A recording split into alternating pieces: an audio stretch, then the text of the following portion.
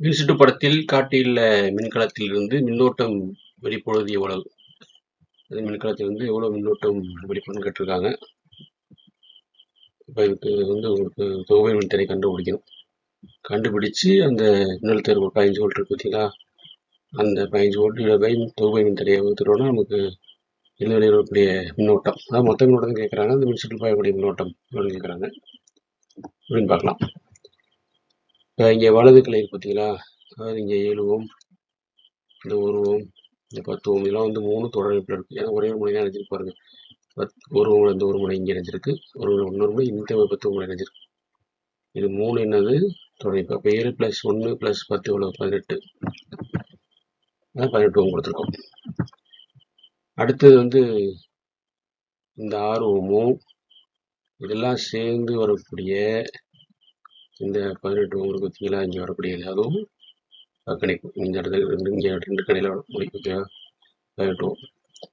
அப்போது உங்களுக்கு 2 மீட்டர் பக்கம் நான் ஈஸியாக டைரெக்டாக கண்டுபிடிக்கணும்னா மேலே பெருக்கலும் கீழே கூட்டலும். 6 × 18 6 + 18 6 × 18 400, அதாவது 108. 6 + 18 24. 24 108 நம்ம வகுத்தோம்னா 4.5 ஓம் வரும். இப்போ வந்து அடுத்ததாக வந்து என்னது, இப்போ எல்லாம் அந்த இங்கே வரக்கூடியது வந்து என்னன்னா உங்களுக்கு வந்து 4.5 ஓம். அதில் இதெல்லாம் வந்து எடுத்துட்டு 4.5 ஓம் இங்கே நினைச்சாலே போதும். அப்போ நான் 2 4.5 ஓம் 8 3 என்னது உங்களுக்கு தொடர் இணைப்பு. 2 4.5 8. அடுத்தது இன்னொன்று என்னன்னா, இது வந்து 0.5ங்கிறது வந்து இதோட அகமின்தடை சேர்த்துக்கணும். 0.5 4.5 5 இங்கே ஒரு 8 13 + 2 15 ஓம்.